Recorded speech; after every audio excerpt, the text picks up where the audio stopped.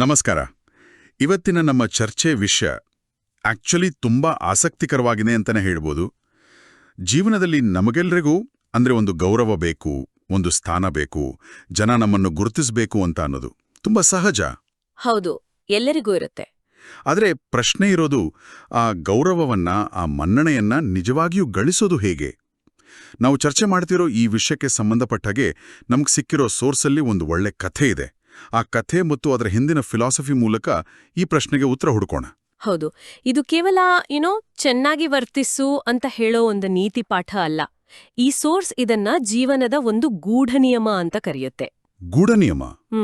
ಅಂದ್ರೆ ಮನುಷ್ಯರ ಸಂಬಂಧಗಳು, ನಾಯಕತ್ವ ಮತ್ತೆ ಮನ್ನಣೆ ಹೇಗೆ ಕೆಲಸ ಮಾಡುತ್ತೆ ಅನ್ನೋದರ ಬಗ್ಗೆ ಒಂದು ಆಳವಾದ ಸತ್ಯವನ್ನ ಇದು ತೆರೆದಿಡುತ್ತೆ. ಸಾಮಾನ್ಯವಾಗಿ ನಾವು ಮುಂದೆ ಹೋಗ್ಬೇಕು, ನಮ್ಮನ್ನ ನಾವು ಪ್ರಮೋಟ್ ಮಾಡ್ಕೋಬೇಕು ಅಂತ ಅನ್ಕೋತೀವಿ.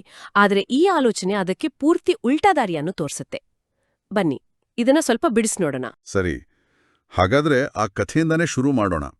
ಯಾಕಂದ್ರೆ ಕಥೆಗಳು ದೊಡ್ಡ ದೊಡ್ಡ ತತ್ವಗಳನ್ನು ತುಂಬಾ ಸುಲಭವಾಗಿ ಮನಸ್ಸಿಗೆ ತಲುಪಿಸ್ತವೆ. ಖಂಡಿತ. ಈ ಸೋರ್ಸ್ನಲ್ಲಿ ಹೇಳಿದ ಹಾಗೆ ಒಂದು ಸೇವಾ ಸಂಘದಲ್ಲಿ ಅನು ಮತ್ತು ದೀಪಾ ಅಂತ ಇಬ್ರು ಅಕ್ಕ ತಂಗಿ ಇರ್ತಾರೆ. ಇಬ್ಬರ ಸ್ವಭಾವಗಳು ಸಂಪೂರ್ಣ ಬೇರೆ ಬೇರೆ. ಅನು ಅವಳು ಯಾವಾಗ್ಲೂ ಫ್ರಂಟ್ನಲ್ಲಿರಬೇಕು, ವೇದಿಕೆ ಮೇಲೆ ಕಾಣಿಸ್ಕೋಬೇಕು, ಎಲ್ಲರ ಗಮನ ತನ್ಮೇಲಿರಬೇಕು ಅಂತ ಬಯಸೋಳು. ಅವಳ ಫೋಕಸ್ ನಾನು ಮತ್ತು ನನ್ನ ಗುರುತು ಅನ್ನೋದ್ರ ಮೇಲಿತ್ತು. ಸೆಲ್ಫ್ ಪ್ರಮೋಷನ್ ಜಾಸ್ತಿ. ಎಕ್ಸಾಕ್ಟ್ಲಿ. ಆದರೆ ದೀಪಾ ಇದಕ್ಕೆ ತದ್ವಿರುದ್ಧ. ಅವಳು ತೆರೆಮರೆಯಲ್ಲಿ ಸದ್ದಿಲ್ಲದೆ ಎಲ್ರಿಗೂ ಸಹಾಯ ಮಾಡೋಳು. ಕಾರ್ಯಕ್ರಮದಲ್ಲಿ ಚೇರ್ ಹಾಕೋದ್ರಿಂದ ಹಿಡಿದು ಬಂದೋರಿಗೆ ನೀರು ಕೊಡೋದನಕ. ಹೌದು, ಆ ಸಣ್ಣ ಸಣ್ಣ ಕೆಲಸಗಳು. ಪ್ರತಿಯೊಂದು ಕೆಲಸವನ್ನು ಶ್ರದ್ಧೆಯಿಂದ ಮಾಡ್ತಾಳೆ. ಅಷ್ಟೇ ಅಲ್ಲ, ಅವಕಾಶ ಸಿಕ್ಕಾಗೆಲ್ಲ ಬೇರೆಯವರನ್ನು ಮುಂದೆ ತಳ್ಳಿ ಅವರಿಗೆ ಪ್ರಾಮುಖ್ಯತೆ ಕೊಡ್ತಾಳೆ. ಅಂದ್ರೆ ನೀವು ಮಾತಾಡಿ ಈ ಗೌರವ ನಿಮ್ಗೆ ಸಿಗ್ಬೇಕು ಅಂತ ಹೇಳಿ ತಾನು ಹಿಂದೆ ನಿಲ್ತಾಳೆ. ಹೌದು, ಅವಳ ಗಮನ ಸೇವೆ ಮೇಲಿತ್ತೆ ಹೊರತು ಸ್ಥಾನದ ಮೇಲಲ್ಲ. ಕಥೆಯಲ್ಲಾದ ಟ್ವಿಸ್ಟ್ ನಿಜವಾಗ್ಲೂ ಕುತೂಹಲಕಾರಿ ಅಲ್ವಾ? ಖಂಡಿತ. ಅದೇ ಕಥೆಯ ಪ್ರಮುಖ ಘಟ್ಟ. ಒಂದು ದಿನ ಆ ಸಂಘದಲ್ಲಿ ದೊಡ್ಡ ಕಾರ್ಯಕ್ರಮ ನಡೆದಾಗ ಸಂಘದ ಹಿರಿಯರು ಒಂದು ಮುಖ್ಯ ಘೋಷಣೆ ಮಾಡ್ತಾರೆ. ಅಲ್ಲಿದ್ದ ಬಹುತೇಕರು ಅನು ಹೆಸರನ್ನೇ ಅನ್ಕೊಂಡಿರ್ತಾರೆ. ಹೌದು, ಯಾಕಂದ್ರೆ ಅವಳೇ ಹೆಚ್ಚು ಪ್ರಚಾರದಲ್ಲಿದ್ಲು.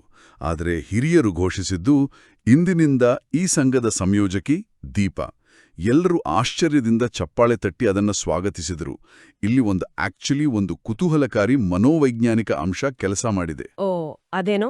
ಅನು ತನ್ನನ್ನು ತಾನು ಪ್ರಚಾರ ಮಾಡಿಕೊಂಡಾಗ ಜನ ಅದನ್ನ ಒಂದು ರೀತಿಯಲ್ಲಿ ಸೇಲ್ಸ್ ತಂತ್ರವಾಗಿ ನೋಡಿದ್ರು. ಆದರೆ ದೀಪಾಳ ಸೇವೆ ಯಾವುದೇ ಪ್ರತಿಫಲಾಪೇಕ್ಷೆ ಇಲ್ಲದೇ ಇದ್ದ ಕಾರಣ ಅದು ಹೆಚ್ಚು ನಿಜವಾಗಿ, ಹೆಚ್ಚು ಪ್ರಾಮಾಣಿಕವಾಗಿ ಕಂಡಿತು. ಪ್ರಾಮಾಣಿಕತೆ. ಹೌದು, ಪ್ರಾಮಾಣಿಕತೆಗೆ ಜನ ಹೆಚ್ಚು ಬೆಲೆ ಕೊಡ್ತಾರೆ. ಹಾಗಾಗಿ ಅವಳ ನಾಯಕತ್ವವನ್ನ ಜನರೇ ಆಯ್ಕೆ ಮಾಡಿದ್ರು. ಅವಳು ಕೇಳಿದ್ದಲ್ಲ. ವಾವ್, ಆ ದೃಷ್ಟಿಕೋನ ತುಂಬಾ ಚೆನ್ನಾಗಿದೆ. ಪ್ರಾಮಾಣಿಕತೆಗೆ ಸಿಕ್ಕ ಬೆಲೆ ಅಂತ. ಹಾಗಾದ್ರೆ ಈ ಕಥೆಯ ಸಾರಾಂಶವೇ, ಆ ಸೋರ್ಸ್ನ ಮುಖ್ಯ ತತ್ವ ಅದೇನೆಂದರೆ, ಸ್ಥಾನವನ್ನು ಬೆನ್ನಟ್ಟಿದರೆ ಅದು ದೂರ ಹೋಗುತ್ತದೆ, ಸ್ಥಾನವನ್ನು ಬಿಟ್ರೆ ಅದು ಹಿಂದೆ ಬರುತ್ತದೆ. ಹೌದು, ಅದೇ ತಿರುಳು. ಇದು ಕೇಳೋಕೆ ಚೆನ್ನಾಗಿದೆ. ಆದರೆ ಇವತ್ತಿನ ಕಾರ್ಪೊರೇಟ್ ಜಗತ್ತಿನಲ್ಲಿ out off site out of mind ಅಂತಾರಲ್ಲ, ಹಾಗೆ ತೆರೆಮರೆಯಲ್ಲಿ ಕೆಲಸ ಮಾಡಿದ್ರೆ ನಮ್ಮ ಶ್ರಮ ಗುರುತಿಸಲ್ಪಡದೆ ಹೋಗೋ ಅಪಾಯ ಇಲ್ವಾ? ಖಂಡಿತ. ಅದೊಂದು ನ್ಯಾಯಯುತವಾದ ಪ್ರಶ್ನೆ. ಪ್ರತಿಯೊಬ್ಬರ ಮನಸ್ಸಲ್ಲೂ ಈ ಪ್ರಶ್ನೆ ಬರುತ್ತೆ. ನೋಡಿ, ಇಲ್ಲಿ ಮೂಲ ಸಾಮಗ್ರಿ ಹೇಳೋದು ಕೆಲಸವನ್ನು ಮೌನವಾಗಿ ಮಾಡಿ ಯಾರಿಗೂ ಗೊತ್ತಾಗ್ಬಾರ್ದು ಅಂತಲ್ಲ, ಬದಲಿಗೆ ಸ್ಥಾನದ ವ್ಯಾಮೋಹವಿಲ್ಲದೆ ಕೆಲಸ ಮಾಡಿ ಅಂತ. ಓಕೆ. ಇದರ ಅರ್ಥ, ನಮ್ಮ ಕೆಲಸದ ಫಲಿತಾಂಶಗಳು ಮಾತನಾಡಬೇಕು. ನಾವು ಶ್ರೇಯಸ್ಸಿಗಾಗಿ ಜಗಳಾಡುವ ಬದಲು ನಮ್ಮ ಕೆಲಸದ ಗುಣಮಟ್ಟದ ಮೇಲೆ ಗಮನ ಹರಿಸಬೇಕು. ದೀಪಾಳ ವಿಷಯದಲ್ಲೂ ಹಾಗೆ ಆಗಿದ್ದು. ಅವಳ ಸೇವೆಯ ಪರಿಣಾಮ ಎಲ್ಲರ ಮೇಲೂ ಆಗ್ತಾ ಇತ್ತು. ಅವಳಿಲ್ಲದಿದ್ರೆ ಕಾರ್ಯಕ್ರಮ ಅಚ್ಚುಕಟ್ಟಾಗಿ ನಡೀತಿರ್ಲಿಲ್ಲ ಅನ್ನೋದು ಎಲ್ಲರಿಗೂ ಗೊತ್ತಿತ್ತು. ಸರಿ. ಅದನ್ನ ಯಾರೂ ಮರೆಯೋಕ್ ಸಾಧ್ಯವಿಲ್ಲ. ಅವಳ ಕೆಲಸದ ಪ್ರಭಾವವೇ ಅವಳ ಪರವಾಗಿ ಮಾತನಾಡಿತ್ತು. ಓಕೆ, ಅಂದ್ರೆ ನಮ್ಮ ಕೆಲಸದ ಇಂಪ್ಯಾಕ್ಟ್ ಮುಖ್ಯ, ಪ್ರಮೋಷನ್ ಅಲ್ಲ. ಎಕ್ಸಾಕ್ಟ್ಲಿ. ಈ ಸೋರ್ಸ್ನಲ್ಲಿ ಅಹಂಕಾರವನ್ನು ಬಿಡಿ, ಆದ್ರೆ ಆತ್ಮಗೌರವವನ್ನು ಅಲ್ಲ ಅಂತ ಒಂದು ಮಾತು ಬರುತ್ತಲ್ಲ. ಇವೆರಡರ ನಡುವಿನ ವ್ಯತ್ಯಾಸವನ್ನು ನಾವು ಹೇಗೆ ಗುರುತಿಸೋದು? ಯಾಕಂದ್ರೆ ಕೆಲವೊಮ್ಮೆ ಗೊಂದಲ ಆಗ್ಬಹುದು. ಖಂಡಿತ. ಇವೆರಡರ ನಡುವೆ ಒಂದು ತುಂಬಾ ತೆಳುವಾದ ಗೆರೆ ಇದೆ. ಒಂದು ಸರಳ ಉದಾಹರಣೆ ಮೂಲಕ ಇದನ್ನ ಅರ್ಥ ಮಾಡ್ಕೊಳ್ಬೋದು. ಅನ್ಕೊಳ್ಳಿ, ಒಂದು ಮೀಟಿಂಗ್ನಲ್ಲಿದ್ದೇವೆ. ಒಂದು ಒಳ್ಳೆಯ ಐಡಿಯಾ ಕೊಟ್ಟಾಗ, ನನ್ನ ಐಡಿಯಾ ಚೆನ್ನಾಗಿದೆ, ಇದನ್ನ ಪರಿಗಣಿಸಬಹುದು ಎಂದು ಭಾವಿಸೋದು ಆತ್ಮಗೌರವ. ಇದು ನಮ್ಮ ಸಾಮರ್ಥ್ಯದ ಮೇಲೆ ನಮಗಿರೋ ನಂಬಿಕೆ. ಆದ್ರೆ ನನ್ನ ಐಡಿಯಾವೇ ಬೆಸ್ಟ್, ಉಳಿದವರದೆಲ್ಲ ಸರಿಯಿಲ್ಲ ಎಂದು ಭಾವಿಸಿ ಅದನ್ನ ಒಪ್ಪದಿದ್ದಾಗ ಕೋಪಗೊಳ್ಳೋದು ಅಥವಾ ಬೇಸರ ಮಾಡ್ಕೊಳ್ಳೋದು ಇದೆಯಲ್ಲ, ಅದು ಅಹಂಕಾರ. ಓಕೆ. ಆತ್ಮಗೌರವ ಒಳಗಿನಿಂದ ಬರುತ್ತೆ. ಅಹಂಕಾರಕ್ಕೆ ಬೇರೆಯವರ ಒಪ್ಪಿಗೆ ಬೇಕೇ ಬೇಕು. ಆ ಉದಾಹರಣೆ ವಿಷಯವನ್ನ ತುಂಬಾ ಸ್ಪಷ್ಟಪಡಿಸಿತು. ಈ ನಮ್ರತೆಯೇ ಶಕ್ತಿ ಅನ್ನೋ ಕಲ್ಪನೆ ಸ್ವಲ್ಪ ಅಮೂರ್ತವಾಗನ್ಸುತ್ತೆ. ಇದನ್ನ ಸುಲಭವಾಗಿ ಅರ್ಥ ಮಾಡ್ಕೊಳ್ಳೋಕೆ ಆ ಸೋರ್ಸ್ನಲ್ಲಿ ಒಂದು ಅದ್ಭುತವಾದ ರೂಪಕವಿದೆ. ನಮ್ಮ ಹಿರಿಯರು ಸಹ ಯಾವಾಗ್ಲೂ ಆ ಮಾತನ್ನ ಹೇಳ್ತಾರೆ, ಮರದ ಕೊಂಬೆಯ ಬಗ್ಗೆ. ಹೌದು, ಹಣ್ಣು ತುಂಬಿದ ಕೊಂಬೆ ಬಾಗಿರುತ್ತದೆ ಎಂಬ ರೂಪಕ. ಇದು ಅತ್ಯಂತ ಶಕ್ತಿಶಾಲಿ. ನೋಡಿ, ಹಣ್ಣುಗಳಿಲ್ಲದ ಕೊಂಬೆ ನೇರವಾಗಿ ಬಿಂಕದಿಂದ ನಿಂತಿರುತ್ತೆ. ಆದ್ರೆ ಅದೇ ಕೊಂಬೆ ಸಿಹಿಯಾದ ಹಣ್ಣುಗಳಿಂದ ತುಂಬಿದಾಗ ಅದರ ಭಾರದಿಂದ ಸಹಜವಾಗಿಯೇ ಬಾಗುತ್ತೆ. ನಿಜ. ಇಲ್ಲಿ ಆ ಕೊಂಬೆ ಬಾಗಿರುವುದೇ ಅದರ ಮೌಲ್ಯ ಮತ್ತು ಸಮೃದ್ಧಿಯ ಸಂಕೇತ, ದೌರ್ಬಲ್ಯದ್ದಲ್ಲ. ಅದೇ ರೀತಿ ಜ್ಞಾನ, ಅನುಭವ ಮತ್ತು ಗುಣಗಳಿಂದ ತುಂಬಿದ ವ್ಯಕ್ತಿಯು ನಮ್ರತೆಯಿಂದ ಇರ್ತಾರೆ. ಅವರ ನಮ್ರತೆ ಅವರನ್ನ ಸಣ್ಣವರನ್ನಾಗಿ ಮಾಡುವುದಿಲ್ಲ, ಬದಲಿಗೆ ಅವರ ಮೌಲ್ಯವನ್ನು ಹೆಚ್ಚಿಸುತ್ತದೆ. ಅಹಂಕಾರಿಯ ಬಳಿ ಹೋಗೋಕೆ ಜನ ಹೆದರುತ್ತಾರೆ. ಆದ್ರೆ ನಮ್ರ ವ್ಯಕ್ತಿಯ ಬಳಿ ಸಲಹೆ ಕೇಳಲು, ಸಹಾಯ ಯಾಚಿಸಲು ಇಷ್ಟಪಡ್ತಾರೆ. ಸರಿ, ತತ್ವಗಳೆಲ್ಲ ಕೇಳಲು ಸ್ಫೂರ್ತಿದಾಯಕವಾಗಿವೆ. ಈಗ ಇದನ್ನ ನಮ್ಮ ದೈನಂದಿನ ಜೀವನದಲ್ಲಿ ಹೇಗೆ ಅಳವಡಿಸಿಕೊಳ್ಳೋದು ಅನ್ನೋದ್ರ ಬಗ್ಗೆ ಮಾತಾಡೋಣ. ಹೌದು, ಪ್ರಾಕ್ಟಿಕಲ್ ಸ್ಟೆಪ್ಸ್. ಸೋರ್ಸ್ನಲ್ಲಿ ಕೆಲವು ಪ್ರಾಕ್ಟಿಕಲ್ ಸಲಹೆಗಳನ್ನು ಕೊಟ್ಟಿದ್ದಾರೆ. ಒಂದೊಂದಾಗಿ ಅದರ ಬಗ್ಗೆ ಚರ್ಚಿಸೋಣ. ಮೊದಲನೇದು, ಇನ್ನೊಬ್ರು ಮಾತನಾಡುವಾಗ ಪೂರ್ತಿಯಾಗಿ ಕೇಳುವುದು ಅಂತ. ಇದು ಕೇಳಲು ಸುಲಭ, ಆದ್ರೆ ಆಚರಣೆಯಲ್ಲಿ ಬಹಳ ಕಷ್ಟ. ನಿಜ. ಇದಕ್ಕೆ ಸಕ್ರಿಯ ಆಲಿಸುವಿಕೆ ಅಥವಾ ಆಕ್ಟಿವ್ ಲಿಸನಿಂಗ್ ಅಂತಾರೆ. ಅಂದ್ರೆ ಅವರು ಏನ್ ಹೇಳ್ತಿದ್ದಾರೆ ಅಂತ ಕೇವಲ ಕಿವಿಯಿಂದ ಕೇಳೋದಲ್ಲ, ಅವರ ಭಾವನೆ ಏನು, ಅವರ ಉದ್ದೇಶ ಏನು ಅಂತ ಅರ್ಥ ಮಾಡ್ಕೊಳ್ಳೋ ಪ್ರಯತ್ನಿಸೋದು. ಇವತ್ತಿನ ಗಡಿಬಿಡಿಯ ಜಗತ್ತಿನಲ್ಲಿ ಒಬ್ರು ಮಾತನಾಡುವಾಗ ನಾವು ಮುಂದೆ ಏನು ಉತ್ತರ ಕೊಡಬೇಕು ಅಂತ ನಮ್ಮ ತಲೆಯಲ್ಲಿ ಯೋಚಿಸ್ತಿಲ್ತೇವೆ. ಹೌದು, ಅದಕ್ಕೊಂದು ಸುಲಭ ಟೆಕ್ನಿಕ್ ಇದೆ. ಮುಂದಿನ ಬಾರಿ ಯಾರಾದ್ರೂ ಮಾತನಾಡುವಾಗ ಅವರು ಹೇಳ್ತಿರೋ 3 ಮುಖ್ಯಾಂಶಗಳು ಯಾವುವು ಅಂತ ಮನಸ್ಸಿನಲ್ಲೇ ಗುರ್ತು ಮಾಡಿಕೊಳ್ಳಲು ಪ್ರಯತ್ನಿಸಬಹುದು. ಓ, ಇಂಟ್ರೆಸ್ಟಿಂಗ್. ಇದು ನಮ್ಮ ಗಮನವನ್ನ ಅವರ ಮಾತಿನ ಮೇಲೆ ಕೇಂದ್ರೀಕರಿಸಲು ಸಹಾಯ ಮಾಡುತ್ತೆ.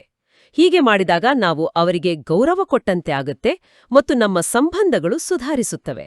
ಅದೊಂದು ಅದ್ಭುತ ಟೆಕ್ನಿಕ್. ಖಂಡಿತ ಪ್ರಯತ್ನ ಮಾಡ್ಬೋದು. ಎರಡನೇ ಸಲಹೆ, ಯಾವುದೇ ಯಶಸ್ಸಿನ ಶ್ರೇಯಸ್ಸನ್ನು ಇನ್ನೊಬ್ಬರಿಗೆ ನೀಡುವುದು. ಇದು ಕೂಡ ಒಂದು ಸವಾಲಲ್ವಾ? ಯಾಕಂದ್ರೆ ಕೆಲವೊಮ್ಮೆ ನಮ್ಮ ಮ್ಯಾನೇಜರ್ ಅಥವಾ ಸಹೋದ್ಯೋಗಿಗಳು ಆ ಶ್ರೇಯಸ್ಸನ್ನು ತಾವೇ ತೆಗೆದುಕೊಂಡ್ಬಿಟ್ರೆ ನಮ್ಮ ವೃತ್ತಿ ಜೀವನಕ್ಕೆ ನಷ್ಟ ಅಲ್ವೇ? ಇದು ನಿಜವಾದ ಅಪಾಯ.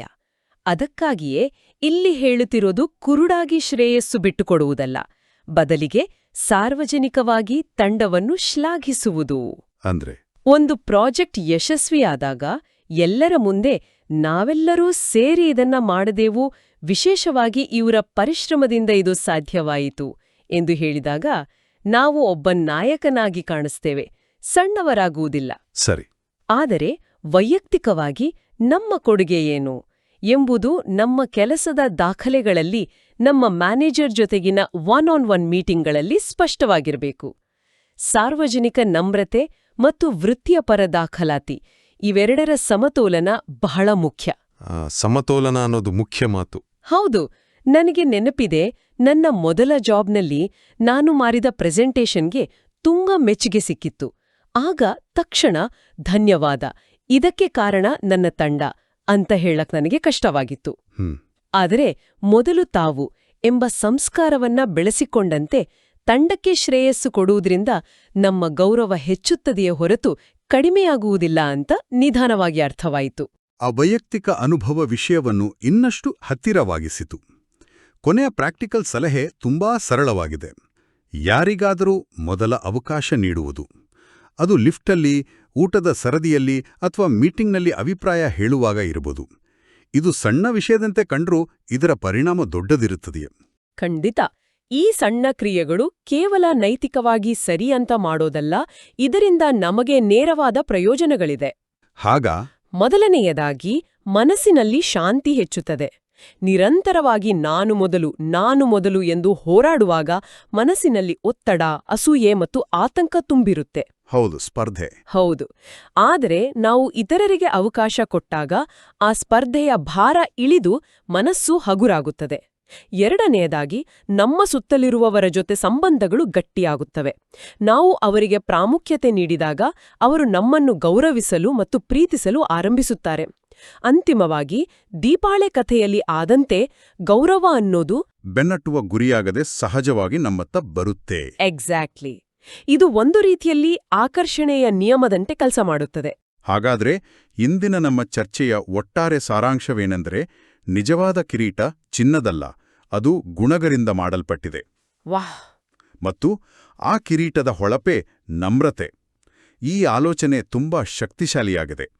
ಈ ಸೋರ್ಸ್ನಲ್ಲಿ ನೀಡಿರುವ ಅಂತಿಮ ಸಂಕಲ್ಪದೊಂದಿಗೆ ಮುಗಿಸೋಣ ಅನ್ಸುತ್ತೆ. ಹೇಳಿ. ನಾನು ಮುನ್ನೆ ಹೋಗುವುದಕ್ಕಿಂತ ಮೊದಲು ಇತರರನ್ನು ಮುಂದೆ ಇಡುತ್ತೇನೆ. ಇದೇ ನಿಜವಾದ ನಾಯಕತ್ವ ಮತ್ತು ಬುದ್ಧಿವಂತಿಕೆ ಎಂದು ಹೇಳಲಾಗಿದೆ. ಖಂಡಿತ. ಸ್ಥಾನಕ್ಕಿಂತ ಸೇವೆಗೆ ಪ್ರಾಮುಖ್ಯತೆ ನೀಡುವ ಈ ವಿಷಯದ ಆಧಾರದ ಮೇಲೆ ಕೇಳುಗರು ಯೋಚಿಸಲು ಒಂದು ಆಲೋಚನೆಯನ್ನ ಬಿಡೋಣ. ಖಂಡಿತ, ದಯವಿಟ್ಟು. ನಮ್ಮ ವೈಯಕ್ತಿಕ ಮತ್ತು ವೃತ್ತಿಪರ ಜೀವನದಲ್ಲಿ ನಾವು ಸಾಮಾನ್ಯವಾಗಿ ನಮ್ಮ ಯಶಸ್ಸನ್ನ ನಾವು ಹೊಂದಿರೋ ಹುದ್ದೆಯಿಂದ, ಗಳಿಸಿದ ಸಂಬಳದಿಂದ ಅಥವಾ ಪಡೆದ ಪ್ರಶಸ್ತಿಗಳಿಂದ ಅಳೆಯುತ್ತೇವೆ. ಹೌದು, ಅದೇ ಅಳತೆಗೋಲು. ಆದ್ರೆ ಆ ಅಳತೆಗೋಲನ್ನು ಬದಲಿಸಿ ನಾವು ಎಷ್ಟು ಜನರನ್ನು ನಮಗಿಂತ ಮೊದಲು ಮುಂದೆ ಹೋಗಲು ಸಹಾಯ ಮಾಡಿದ್ದೇವೆ ಎಂಬುದರ ಮೂಲಕ ನಮ್ಮ ಜೀವನದ ಯಶಸ್ಸನ್ನ ಅಳದ್ರೆ ಹೇಗಿರುತ್ತದೆ? ಬಹುಶಃ ಆಗ ನಮಗೆ ಯಶಸ್ಸಿನ ನಿಜವಾದ ಅರ್ಥವೇ ಬೇರೆಯಾಗಿ ಕಾಣಿಸಬಹುದು.